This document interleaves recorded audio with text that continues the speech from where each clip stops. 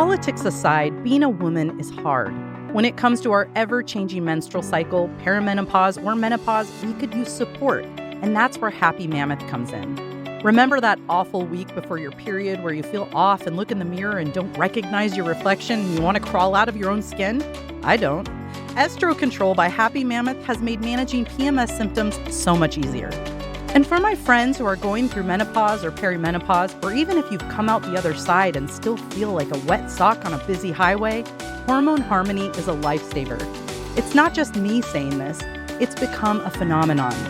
Women can't stop talking about it on social media, and a bottle is sold every 24 seconds. The secret? Happy Mammoth uses only science-backed ingredients, including adaptogens, which help your body adapt to the stressors of hormonal changes. It's not just for menopause either. Any woman with hormonal imbalances can benefit. Imagine getting relief from hot flashes, night sweats, low moods, and poor sleep. And the best part? Feeling like yourself again. With over 17,000 reviews, this isn't just hype. For a limited time, you can get 15% off your entire first order at happymammoth.com. Just use the code RAIN at checkout. That's happymammoth.com and use code RAIN for 15% off.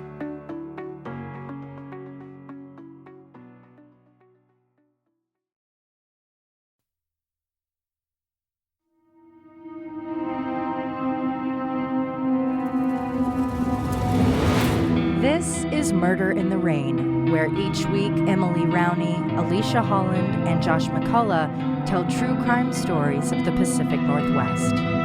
Murder in the Rain contains graphic content. Listener discretion is advised.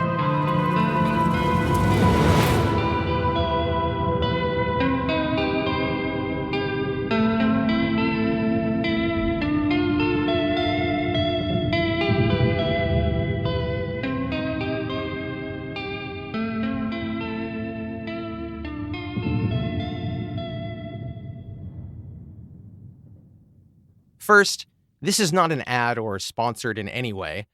This case came to my attention by accident. I don't recall what led me to search newspapers.com for articles featuring the term headless skeleton, but that was what I did. Typical Tuesday. In Washington and Oregon alone, there are over 200 results. One of those headless skeletons took me first on an early 1920s cross-country road trip before plunging me into a series of thefts, disappearances, and possible murders that were all a part of one family's trade. You need to plan a road trip. Let's say you're traveling, and this is just off the top of my head, from Annapolis, Maryland to the Puget Sound, Seattle area of Washington. You'd Google the trip's beginning and endpoints and gasp at the estimated 41-hour drive time. You'd pack your stuff, assemble a playlist, slip into your driving comfies, and pop on your sunnies. As you get into your vehicle and type both ends of your trip into maps, you give a satisfied nod and think nothing more of it. Confident in your route, your car, and the assured availability of fuel, food, and lodging. What are your chosen car snacks on this road trip? I like a donut. I like usually a fruit pie, like a Hostess fruit pie. Okay. Skittle. Yeah. And nuts. I like corn nuts. I'm a corn nut gal. Maybe some Starburst. Make that car stinky like feet. I used to do beef jerky, but I don't do that anymore. It's rude to the others. Yeah, if people don't like it. Well, it's even when you do like it, if you're not eating it, it's not a smell I want to smell. That's true. You know what I mean? My go-to treat is a Reese's Fast Break. Interesting. I don't think I've ever heard anyone utter those words. And that's like, it's the only time I have it, and I get it every road trip. Interesting. My little treat. I didn't know that about you. Little secret treat. You hit the open road, slap it into auto drive, and kick back. The app will show you the way. Automobile travel was a little bit different 100 years ago. During research, I read about a road trip from Long Beach, California to just outside of Cleveland, Ohio in 1920, which took almost 7 weeks. That is a long trip. This is a quote from a diary written during that trip. This sucks. Yeah, essentially. Why? I don't think I like this trip. I won't be doing this again in a fortnight. We went up a sandy mountain and through ravines on low mostly. About 50 miles bad road, all upgrade. We struck civilization just before dusk. We sure was glad to see someone. We went 100 miles and never saw a dwelling. Sand and more sand. We camped beside a well, all alone, near a store. And this is an entry detailing their arrival. It has rained all day. About 12 miles from Cleveland, the darn tire had another puncture. Just got out of the main part of Cleveland, and the front left tire went down. Before we got to Lorain, the front left tire blew out. Dad said let it go, so we drove on it, and the left hind tire punctured, so we took it off and went on the rim. We got stuck in the mud in Chagrin Falls and walked a couple of blocks to Aunt Estella's at 10:30 p.m. Chagrin Falls is a perfectly ironic endpoint to their journey, as chagrin means disquietude or distress of mind caused by humiliation, disappointment, or failure. Also, that's with a vehicle, which it wasn't that long before that it was covered wagons. And wooden wheels. Oh, my God. One of the only reliable navigation tools drivers had back in the day was the Automobile Blue Book, which was published in a multi-volume series from 1901 to 1937-ish. This is a quote from the International Cartographic Association. The official Automobile Blue Books introduced commercialization to automobile touring and the business of road mapping. Automobile Blue Books encouraged and promoted automobile touring, and users were expected to patronize the businesses that advertised in the series. Although many route guides were marketed during the first decades of the century, the official Automobile Blue Book series was by far the most widely used and successful. It remained in publication for nearly 40 years and was one of only 2 guide series to cover the entire United States. Individual Blue Books in the series were often 800 pages long, detailing over 500 routes. The guide's written turn-by-turn directions had to be laid out once in each direction. The routes were the same, but the directions were reversed. According to the University of Notre Dame, in the 1920s, the government sought to rationalize long-distance auto travel with the introduction of the U.S. highway system. By late 1926, travelers might have followed Route 66 from Los Angeles to Chicago. The 50s saw the development of the interstates, but in 1920, the amenities offered by modern highways were few and far between. The Pikes Peak Ocean-to-Ocean Highway is the shortest transcontinental highway in the United States. Roughly, it follows the 40th parallel. Starting at New York City, the highway runs westward in almost a straight line, except where the country makes that impossible. The course of the Pikes Peak Ocean-to-Ocean Highway is from New York through Philadelphia, Washington, Baltimore, Cumberland, Wheeling, Columbus, Dayton, Indianapolis, Springfield, Illinois, Hannibal, Missouri, St. Joseph, Belleville, Kansas, Colorado Springs, Glenwood Springs, Salt Lake City, and southwest to Los Angeles. In 1920, there were 8 million plus vehicle registrations in the United States. By 1929, there were 23 million. A horrifying statistic from that same decade that, quote, 60% of automobile fatalities nationwide were children under the age of 9. I wonder why, because there were no car seats. Mhm. Accidents and also from kids getting hit. Kids playing in the Oh. street. Dang. Cars were a new thing to look out for. Well, yeah, there was no speed limit. The road rules were geared toward horse and carriage travel, Mhm. and early cars drove like crap. Some of the first autos had no way to steer other than ship-like rudders and tillers. These automobiles were piloted mostly by the untrained and unlicensed. I read about an 11-year-old boy who drove their family around Detroit during the post-World War I automobile boom. Because they probably didn't even invent licenses yet, yeah. right? That's true. If you could afford a car, you could afford to drive. Yep. Massachusetts was the first state to require a license and exam in 1920, and the last was South Dakota in 1959. Oh my gosh. Great job, Pierre. That's the state capital. Yeah, it is. And we can thank the advent of automobiles for all the debt we lug around. Payment installment plans were initiated in 1916 by auto manufacturers trying to compete with the most popular car in the U.S., the Ford Model T. By 1925, 75% of new cars were bought on credit. In 1928, new model year vehicles were introduced, encouraging people to upgrade or update their rides.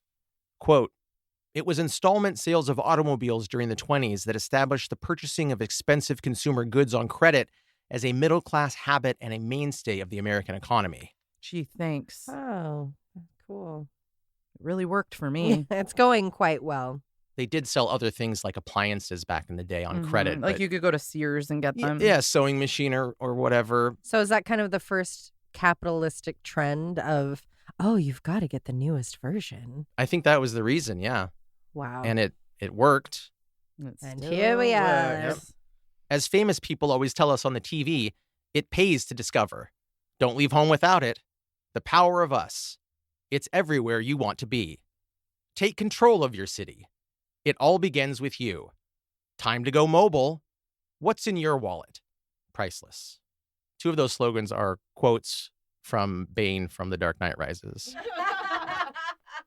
I'll let you figure out which ones. I think it's what's in your wallet. James Eugene Bassett went by the name Gene. He was a 34-year-old Naval Academy graduate working at Annapolis, Maryland in 1928. In 1920, it was reported that he had worked for the Great West Lumber Company of Chicago, graduated from the academy the year before, and was stationed with the Pacific Fleet in Honolulu. In 1928, he was again in Maryland, employed as a secretary at a prep school, West Nottingham, in Calora. That July, Gene suddenly resigned from his job and set about to drive from the East Coast to the Puget Sound in Washington. Bassett was set to depart from Washington for the Philippine Islands, having recently gained a position at U.S. Naval Headquarters at Manila Bay, a, quote, secretarial position in the office of a high naval commander.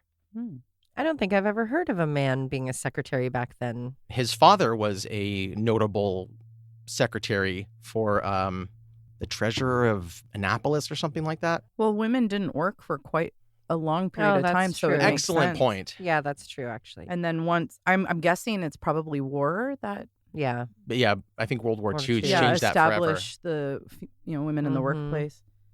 That's a good point. Gene was ticketed to depart for the Philippines at 11 a.m. on Saturday, September 8th, on the American Mail Line steamship, the President Cleveland. This was the reason for his resignation from the prep school, and a cross-country auto trip was probably the fastest way to get there. No meandering train ride, no endless interstate bus trip on strung-together highways. Gene Bassett wanted to travel in style, as quickly as the roads would allow, and he purchased a car expressly for the cross-country journey.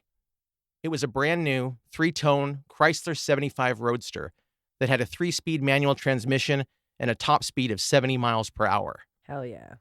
And that's with it. You're on open road, third gear, you're flooring it, barely getting to 70. The Roadster's slate blue body was blocky and straight, with a curved back end and a tan fabric convertible top. The front wheel wells looked like deep cobalt waves cresting over its white wall tires. 2 large sets of headlights framed the radiator grille. Running boards like a wide ledge span front to rear below the doors, and the spare tires are mounted to the car's side exteriors. There's a luggage rack above the rear chrome bumper, room for 2 in the vehicle, and 2 more in the rumble seat. An unsafe cushioned bench that folds down in the back, also called a mother-in-law seat, or what I am calling them, a kill your mother-in-law seat. Just open to the wind, too. It's just a chair that you sit in the back. Love it's like it. being in the back of a wagon. Let's say Gene Bassett used the Pikes Peak Ocean-to-Ocean Highway, which I talked about a few minutes back. Leaving Maryland, Gene Bassett could have caught the highway in Pittsburgh and driven west all the way to Grand Junction, Colorado. From that point, he could head north through Salt Lake City, then northwest through Boise and the northeast corner of Oregon, along the roads that now make up portions of Interstates 82, 84, and 90, before finally arriving in the Puget Sound area of Washington. I'll guess he could drive 10 hours a day at an average of 25 miles per hour, Oof. which feels like a generous estimate. Oh, my God. Yeah, Sounds like the worst road trip of a life. That's 250 miles a day, over 3,800 miles or so, which means a bare minimum of 15 days. Gene was rolling solo, road conditions sucked, and he had to sleep sometime. So I'm saying it took him at least 3 grueling weeks to reach the Pacific Northwest. What is the hotel situation around that time? Did you look into that? One quote I read said that amenities were few and far between. Mm-hmm. So yeah, you because probably it had took like the some- highway system for motels and stuff to become Yeah. a thing. diners. So I'm wondering if you could only go to major cities to do that. So you're Probably. probably sleeping in your car on the side of the road. Oh, and you got breakdowns constantly. emotional ones. Yeah. Bassett arrived in mid-August and stayed with his sister Emily and brother-in-law Commodore Theodore Winters at the Puget Sound Navy Yard in Bremerton, which is west across the water from Seattle by way of an hour and 15-minute ferry ride. Gene listed his car for sale in Seattle newspapers on August 20th. The ad read, Chrysler 75 Roadster, 1929 model, only few weeks old. Owner leaving for Orient. $1,600 cash. Phone Navy Yard 331, Bremerton. Gene was first going to have the car shipped to Manila, but his brother-in-law convinced him to sell the Chrysler before he departed and buy a light vehicle in the Philippines. 2 weeks later, on September 4th, a Mr. Clark stopped by the Navy Yard to check out the Roadster. He'd read Bassett's ad in the paper and said the car was perfect, but he first needed his aunt to assess it. She lived in Seattle, so Mr. Clark said, "Why don't you bring the car over on the ferry tomorrow so she can check it out?" That's a lot of work for a sale. If the aunt gave the okay, she would pay Bassett with a certified check for $1,600, the full asking price. So Bassett told Clark, "The Chrysler and I will see you tomorrow." Gene Bassett left the next morning at 9 on a ferry crossing over to the Emerald City. Upon his departure, he told his brother-in-law, Theodore Winters, that he would return by 6 p.m. That evening around 6, Bassett's sister, Emily, received a telegram in Gene Bassett's name. The note detailed that Bassett had run into a friend on his way to Seattle and would take a trip to Vancouver, BC, and return on Friday the 8th.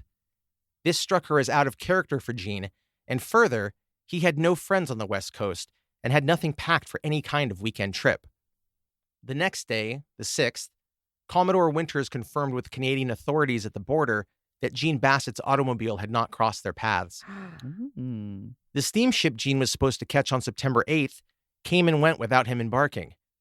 Commander Winters, quote, personally searched the steamship before it sailed and requested the captain again search for Bassett during a stopover in Victoria, BC, but he wasn't aboard. The following day, Commodore Winters went to police headquarters in Seattle and convinced Chief of Detectives Charles Tennant that Gene Bassett was missing and likely murdered, which soon kicked off one of the largest and longest body hunts in the history of Washington.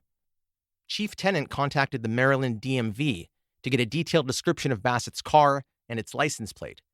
He then called the DMV in Olympia, Washington, learning that on September 6th, the day after Gene Bassett vanished, a man had used a bill of sale to transfer the Chrysler's title into the name DeCasto E. Mayer and purchase Washington plates. Witnesses said Mayer was in the company of a woman he introduced as his mother. I don't want to be presumptuous here, but I feel like that earns a good detective bell, especially for back then, that they didn't go, he's a grown man. We caught an earlier ship and he's off to his dream job. Leave us alone. He didn't have any friends. So that's true. I think it helped, too, that the brother-in-law was a Navy man. Yeah. I agree. I don't think it would have had the same treatment if he wasn't. Yeah, I forgot that aspect. Also, Gene Bassett was a Navy person, too. Oh, he was still in the military, yeah. Okay. Actually, I don't know if he was a civilian. Well, or if he but was he had still... had connections. Yeah, so he could maybe get it going that way. Well, that makes sense. Thank you. As news of Gene Bassett's disappearance spread, Chief Tennant received vital information from a Seattle dentist named James P. Clark, who told them DeCasto Mayer and his mother had recently leased his house for $40 a month. The residence, always referred to as the Little Brown House because it had no official address, was located in Richmond Highlands, approximately 10 miles north of Seattle. Detectives moved on the Clark rental house, but they were too late. 34-year-old Mayer and his mommy, 62-year-old Mary Eleanor Smith, were already in the wind. Gene Bassett's Maryland license plates were found in the search of the Little Brown House. Investigators found blood spots on the home's interior walls, and a fruitless search for Gene Bassett's body began in the woods surrounding the home. Mayer and Smith's landlord, James Clark, was the origin of the Mr. Clark alias Mayer used in his contacts with Gene Bassett, which seems stupid. It ties you to... Like he used his name as an alias? He used his landlord's name as the alias. Like that would easily connect you. Yeah. Narrow it right down.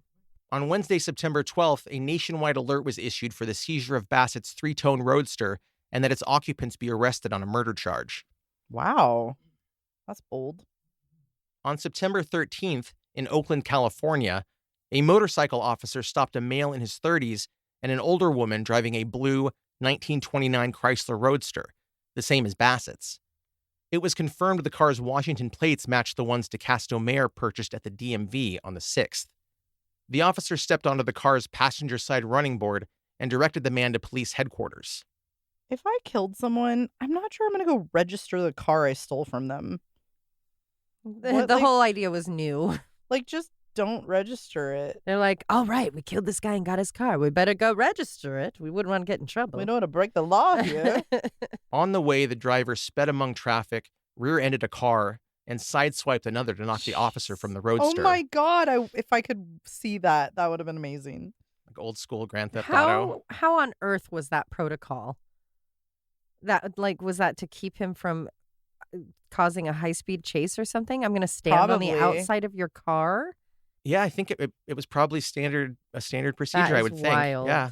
The officer, Henry M. Carmina, pulled his firearm and told the driver there'd be no more ruckus. And the rest of their trip to the station was smooth. Listen here, There'll be no no more more. ruckus. There'll be no more ruckus. Pull over, no more ruckus. I would love to see a motorcycle cop, too, in 1928. Oh my God, they're probably badass. So cool. Yeah. Yeah, and I'm sure no helmets. I picture like riding boots and like the pants that stick out on the side. Mm-hmm. In custody, the male was ID'd as 34-year-old DeCasto Earl Mayer, who easily admitted to police he'd spent time in prison and employed at least a dozen aliases like C.C. Skidmore, Tony Montague, D.C. Martin, and D.E. Montaigne. You know, names that just blend into a crowd. Very normal sounding. I'm loving Hello, this I'm episode. Dwayne Fontana. Jackie Daytona, human bartender. That's right.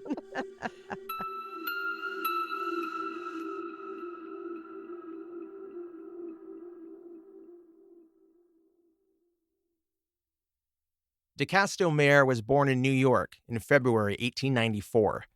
His mother, Mary Smith, the passenger in the stolen Chrysler, was born in Pennsylvania, and his father, John M., was a tannery worker who'd emigrated from Germany to the U.S. in 1888. According to the Bridger Times, Mary Eleanor Smith got her son into criminality by having him cash bad checks.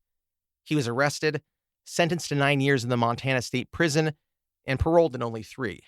Quote, in time, Mayer became a burglar and motor thief.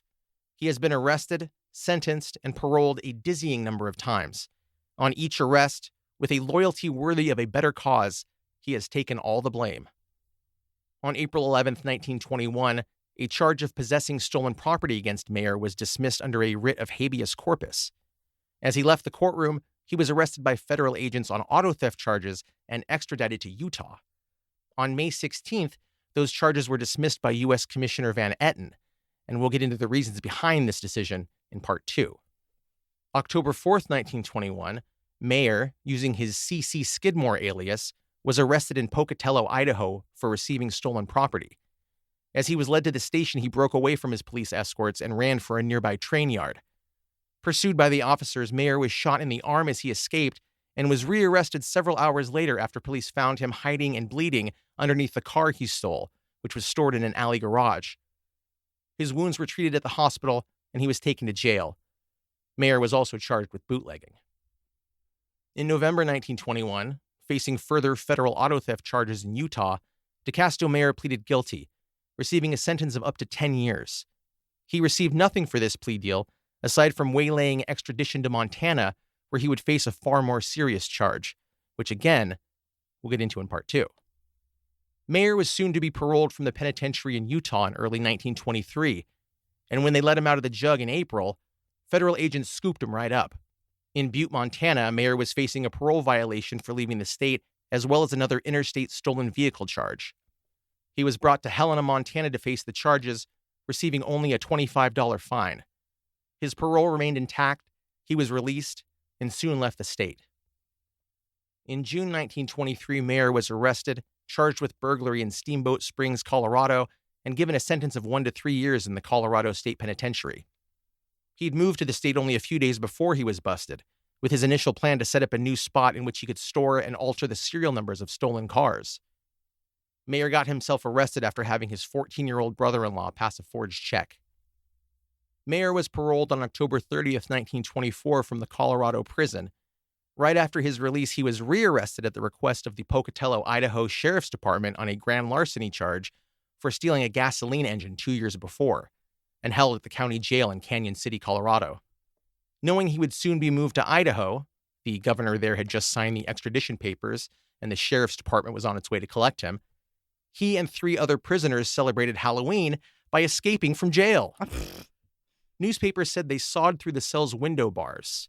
Witnesses who spied the escapees climbing down a building with tied-together bedsheets thought it was a Halloween prank, so the jailbreak remained unnoticed for several hours. That's a good trick and a great boogity for the guard that found that they were gone. Also, wouldn't that have taken more than a minute or two and a little bit noisy to... Probably a couple weeks. You know? Months later, in January of 1925, DeCastro Mayer was, quote, apprehended in Kansas and was returned to Canyon City, Colorado.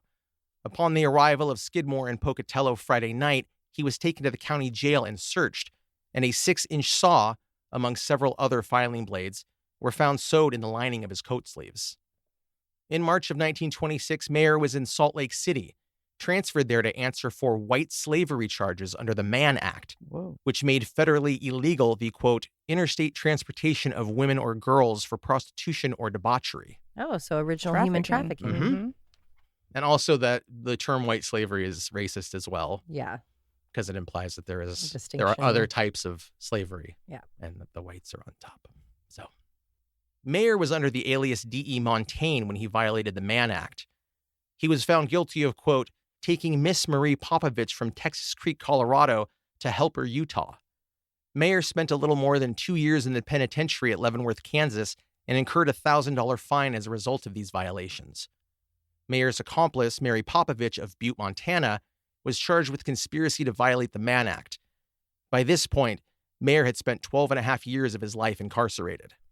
He was, quote, released on parole from Leavenworth on July 31st, 1928, and apparently came directly to Seattle to hook up with Mary Smith, his mother, and resume their criminal activities. That's a quote from HistoryLink, and it's not exactly accurate. Before making his way to the Pacific Northwest to join his mother, he first traveled back to Helper, Utah, where he unburied $2,000 he had stashed in a hole. Whoa, this is some real Shawshank shit. He does a lot of crimes. Mary Eleanor Smith had several known aliases and was known as Shoebox Annie in Utah and Montana. Why? These were Prohibition times, after all, and she earned the moniker as a bootlegger known to conceal and sell illegal booze hidden inside, you guessed it, a shoebox. DeCastro Mayer took after his mother by also getting into the bootlegging business. Known to be an expert mechanic and wheelman, Mayer would boost cars and load them with illicit alcohol for a sweet crime combo. He would then make a run out of state and fill his pockets pawning off the ride, as well as the hooch at depots that traded in stolen cars. It was believed Mayer had stolen 300 cars during his criminal career. That's a lot of cars. And cars were new. He hasn't had a lot of time. It's not like I did it over 50 years. Yeah. It's been a few. Speaking of monikers like Shoebox Annie, a 1948 Pittsburgh Press article reported on a list of the FBI's most distinctive criminal nicknames. They are hilarious, and here are a lot of them. That sounds fun. Belching Blanche, Ironfoot Florence, Aggravating Papa, Barbershop Fats, Blue Baby, Hospital Charlie, National Park Mary, Neck, Airbrake Smith, Anteater, Cryin' Shame, International Slim, Butcher Knife Liz, Get Back Sally, Rooster Face Fanny, Charlie Kick the Door In, Am I Blue, Bad Eggs, Andy Gump, Apple, Dirty Neck Mabel, Bendham, Big Hog, Iodine, Ammunition Shorty, Accessory Mike, Cool Breeze Cupid, Babbling Bess, Lemonhead, 6th Street Dirty Red, Cockeyed Annie, The Mink, Broadway Melody, Slot Machine Betty, Pretty Little Thing, and my absolute favorite, Lots of Mama. Oh my goodness. I'm going to have to go with Neck. Oh, or Dirty Neck. The article said that the agents were fascinated by the person named Neck. It was a lady, and I think it might have implied some sort of sex. Oh, like she was necking? Like throat? I think throat, yeah. Oh, even Throat better. goat. Yeah. Even better. 90% of those sounded like horse races. Among many incriminating pieces of evidence inventoried from the stolen vehicle of Jean Bassett, one item stood out among the rest: a poison gas pistol. Smaller than an already small .32 caliber pistol, like James Bond's little gun, or Leo's in The Departed, and constructed of steel-lined rubber, its size belied the damage it could inflict. One cartridge blasted into the face would render a person unconscious and most likely kill them. Police said, quote, "With the gun, enough gas can be injected into a room through the keyhole of the door to stifle or kill all the occupants of the room before they can become aware of its deadly potentialities." Oh, dear. Authorities also found a box of 100 cartridges for the gas gun, with 3 rounds missing.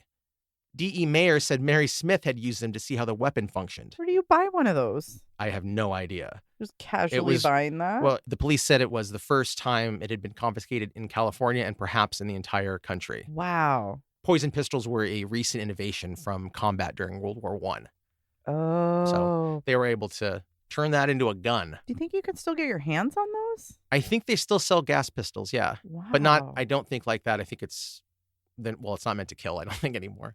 Quote, "Among their commingled possessions, detectives found Gene Bassett's wallet containing his driver's license and vehicle registration, a belt with souvenir buckle from Yellowstone National Park, and a pair of cufflinks, all identified as belonging to the victim.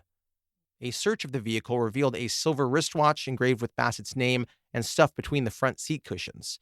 It was fully wound and the time correctly set," which means they couldn't have played that they were ignorant that it was there. Right, you had to because it was continually managed, wind your right. watch. The blue Roadster also contained a rifle and silencer, chloroform, Oh, dear. and a pair of 4-foot-long tongs suitable for breaking bones. Jesus. I don't know what those things looked like or how they were Yeah, employed. what? That's crazy. But I guess you could grab a limb and maybe use leverage. You're grabbing it with both Right. sides with the tong, and you Why can on do that. earth But Torque it would one you direction. need to do that? That is horrific. yeah, I don't know. the bone breaking tongs, Ma. That's probably a nickname, Bonebreaker Betty. Oh my God. It might be mentioned in part 2, but it was found also that these tongs were not a retail item. They had them custom made. Custom made by, Yeah. by some, let's think of another Sick. nickname. Iron Claude. Yeah. Blacksmith Bobby? Blacksmith Bobby. Blacksmith Dirtbag Bobby. Isn't that weird? I think there will be a detail in part 2 also about a giant copper vat that they had commissioned. Oh, God, I'm scared. Yeah.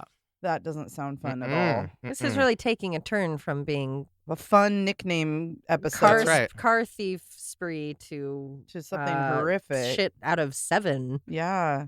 Let me get my Yikes. custom weapon. On September 18th, it was reported that D.E. Mayer was housed alone on the 13th floor of Oakland City Hall, which, fun fact, according to Wikipedia, was the, quote, first high-rise government building in the United States, also the tallest building west of the Mississippi River, when it was built in 1914.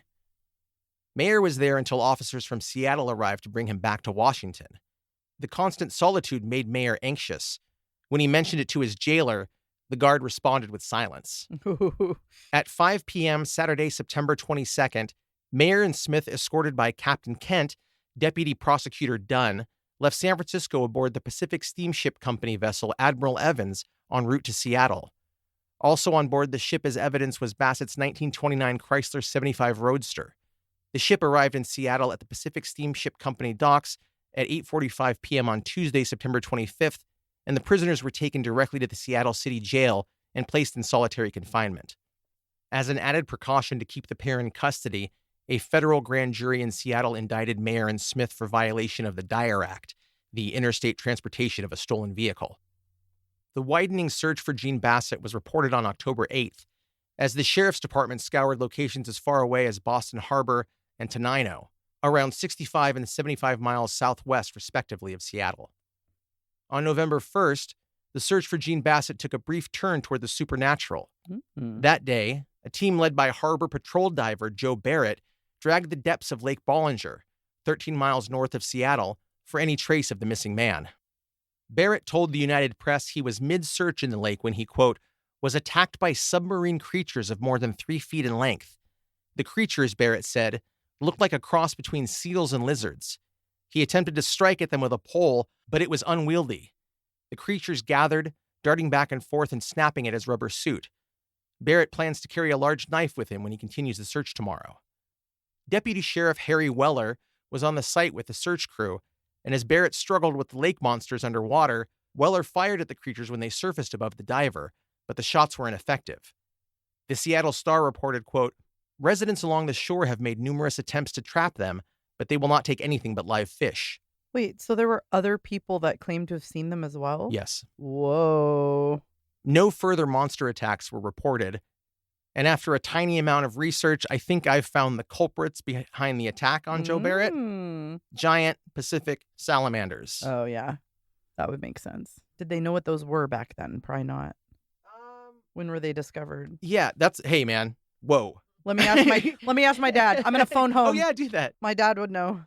According to animaldiversity.org, these animals are known to be aggressive against any possible predators and those of their own kind. They bite, thrash the tail, try to look formidable, and use glands on the top of the tail to secrete foul-tasting chemicals. In an experiment, they were shown to grab anything attached to a hook and refuse to let go of it, even when dragged from the water. If an adult is chased, it will flee. If captured, it will growl, one of the only salamanders to vocalize, and bite with powerful jaws. And how big do they get? These are not the 3-foot behemoths the diver grappled with. These salamanders only grow to 13.5 inches from snout to tail tip. But there may have been larger species living in the region 100 years ago. Other nicknames for giant salamanders are devil dog, water dog, grampus, mud devil, Allegheny alligator, Laverian water newt, Ozark hellbender, lasagna lizard, and snot otter. Oddly enough, I call Alicia Mud Monster. It's true. Goes way back. Long story. And the Ozark hellbender Yeah. is, I think, the largest salamander maybe in the States, and I think they're just down in the South, maybe in Arkansas. So the Ozark hellbender can get to be 3+ feet, and it's a little flat, That would be wet-looking that thing. would be frightening if you'd never seen one before. And I guess he hadn't? I don't know. That seems weird. And I All like of a it's so diver, weird. don't you think? And I Yeah. like the salamander names because it sounds like they are all criminals too. Yeah, this is the FBI's list of Yeah. salamander nicknames. They're all Shit, we wanted. got an Ozark hellbender over here. Ew. Oh God, that's frightening. Yeah. Think about, I mean, even if they weren't 3 feet long, like he said, even a regular giant salamander would be Some of them would are look big, yeah. huge, the Yeah. size of dogs. Yep. snot dogs. Diver Joe Barrett probably disturbed a habitat by moving rocks and kicking up silt during the search, and the snot otters snapped at him in defense.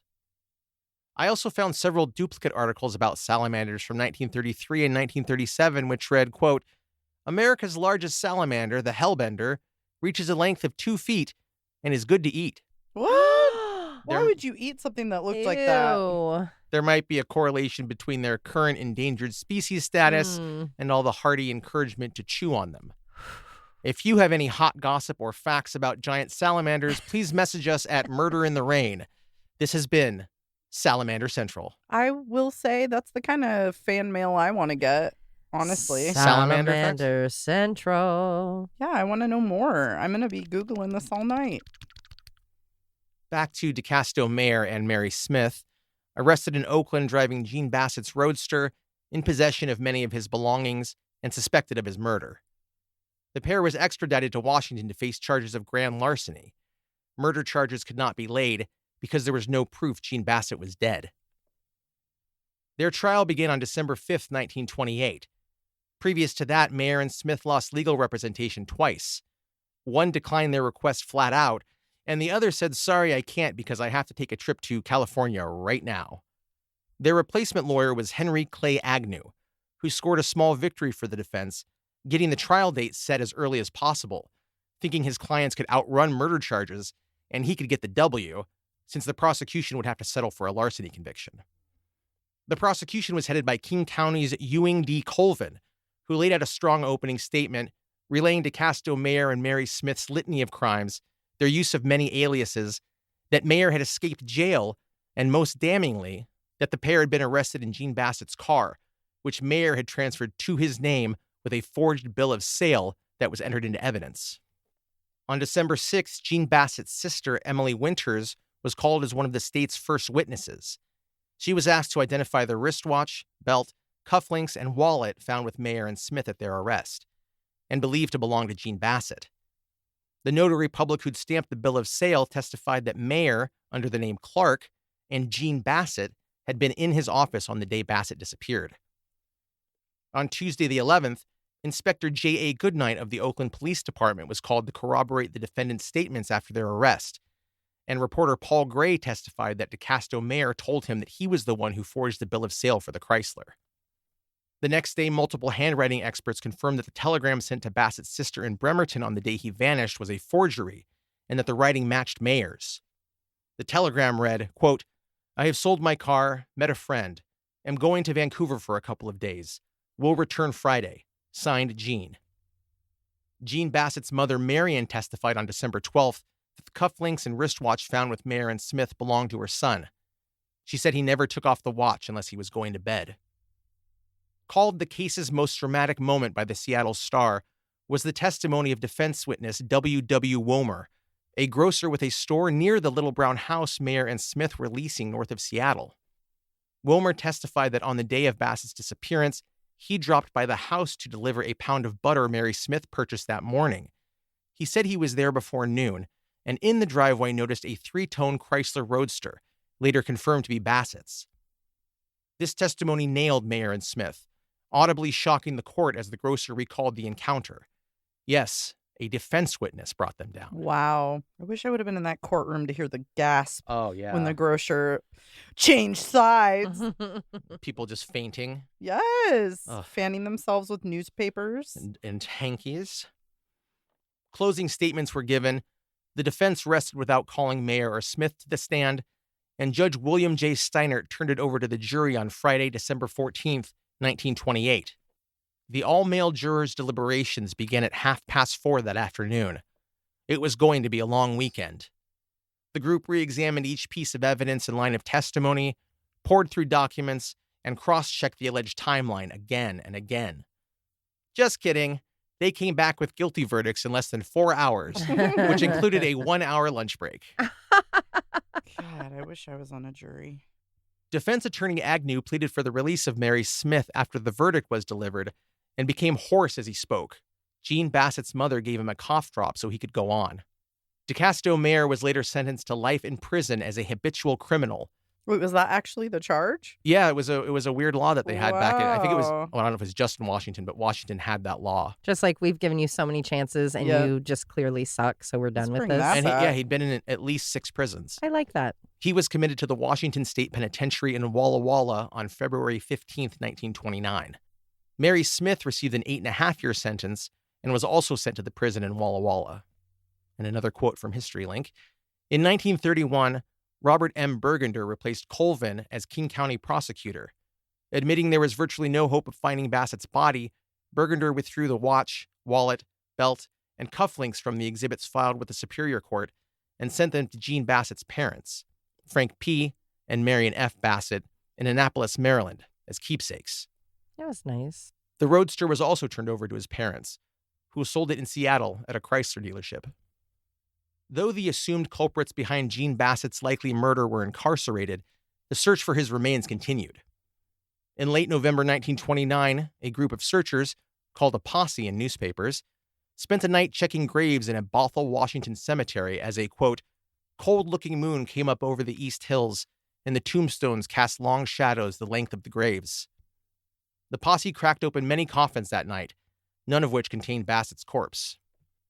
April 16, 1930, a fully clothed skeleton wearing a dark topcoat was found in a ravine near Seattle's Lake Union by 3 boys playing there. Its skull held 1 gold tooth. It was not Jean Bassett. 6 months later, hopes that Jean Bassett's skeletal remains had been found in Des Moines, Washington, 18 miles south of Seattle, were dashed when it was determined the bones found on the property of resident George Jackson had been there nearly 10 years. The skeleton could not be identified. March of 1931 brought news from Oakland, California, the site of Mayer and Smith's arrest, of the discovery of yet another skeleton that turned out not to be Bassett's. This one was also found by kids who stumbled upon it while playing. April 16, 1931, a skull found in Seattle's Seward Park neighborhood on Lake Washington was determined not to be Bassett's. It was thought to be connected to an unsolved murder in June 1928, in which a torso missing its head was discovered in a deep gully near Newport, Washington, on the Idaho border. July 1931, a burlap sack weighed down with rocks and containing most of a human skeleton was found by a fisherman at Edmonds, Washington, in the Puget Sound just north of Seattle. Only the collarbones and skull were missing. It turned out the bones had been removed from a shallow grave in an old cemetery by 3 boys who unburied the skeleton while out gathering wood. A few weeks later, they pitched the sack with the bones into Puget Sound rather than rebury them, which is so cool to do. Boys being boys. Mm-hmm. In March of 1932, a road crew shoveling gravel on Maple Street in Snohomish, northeast of Seattle, uncovered a badly decomposed skeleton.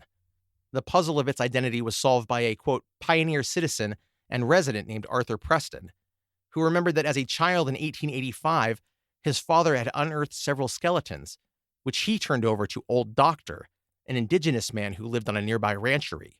Old Doctor delivered the bones for reburial to Priest Point on the southernmost tip of the Tulalip Reservation, 40 miles north of Seattle. The land where the Pioneer Boys' father uncovered the skeletons had once been, according to Arthur Preston, an, quote, Indian cemetery. In December 1933, a report of a skeleton found near Bellevue, Washington, brought to the minds of the sheriff's office Jean Bassett, now missing more than 5 years.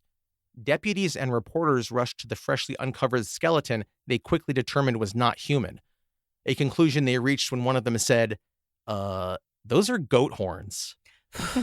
Other than intermittent searches for Jean Bassett's body, the case went stagnant, seeming that it would provide no resolution or peace for those who knew the man. That was until May of 1938.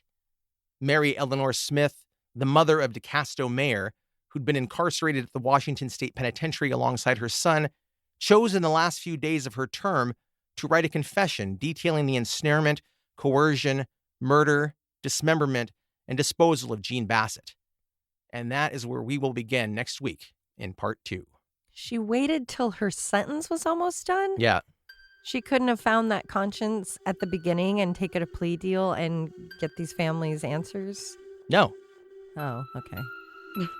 How dare you Classic. even ask? Wait, is this Shoebox? Shoebox Annie. Classic Shoebox.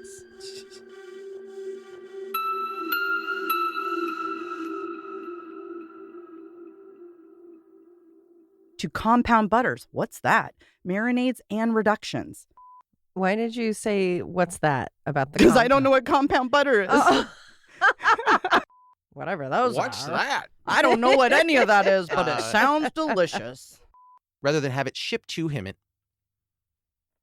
fudge. Remember our road trip, Em? I certainly do, and there was beef jerky. I on was going that to say, I trip. think that's part of the beef jerky Beef problem. jerky. What we had chicken buffalo wings. We had rolls from Winco, like a big thing of rolls. That was the weirdest snack that we bought. Just like yeast rolls? Yes, just like dinner Dinner rolls. rolls. And guess what? We ate them all. We Oh, did. yeah. They don't even have patellas, for cripe's sake. Oh, my boy. Oh, my boy.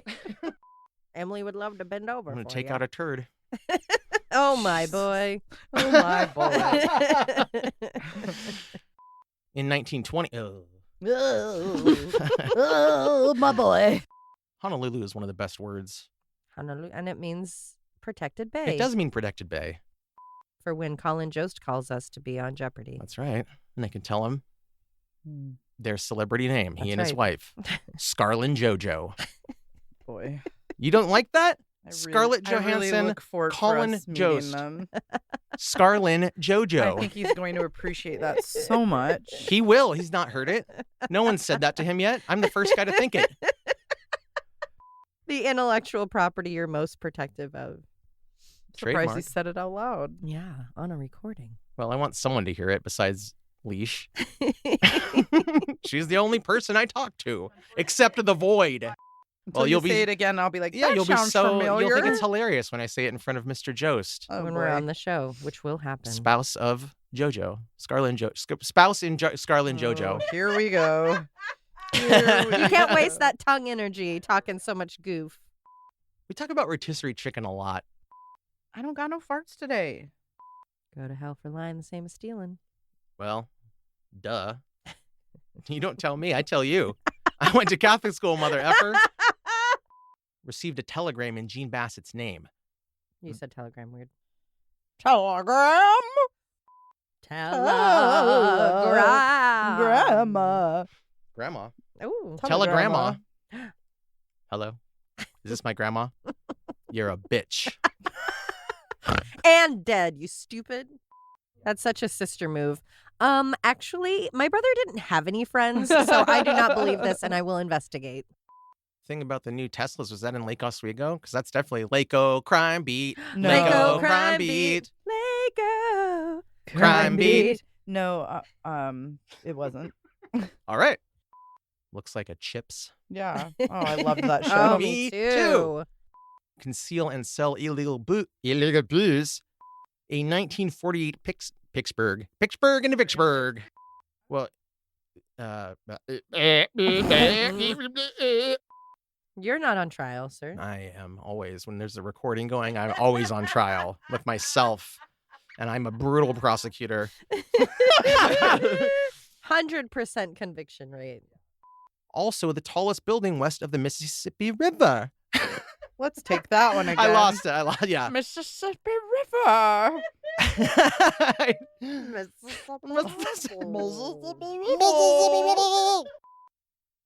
Around 65 in the 70. I bit my lip. And one of my favorite strains. Ozark Hellbender. Yeah, it'll knock you out. Is that real? No, No. but it's Oh, That that and does sound some, like one. Some Alaska Thunderfuck. For those of you who don't know, she means marijuana. a weed strain. Do you think it was compound butter? What's that? Mother gave him a cough drop so he could continue. I need a cough drop. The entire state of Washington is the backyard pool in Poltergeist. Yeah. Fuck it. Murder in the Rain is a Cascade Media production, written, hosted, and edited by Josh McCullough, Emily Rowney, and Alicia Holland. Feel free to email us at murderintherain@gmail.com or through our website, murderintherain.com. For as little as $1 a month, you can subscribe on Patreon to get exclusive access to ad-free and older episodes. For only $5, you can access Patreon-exclusive episodes and content. For more of us, be sure to follow on all the socials, listen to Josh and Alicia on their other show, Always Be My Sisters, and follow Emily on TikTok at @M_murderintherain. And suck my balls.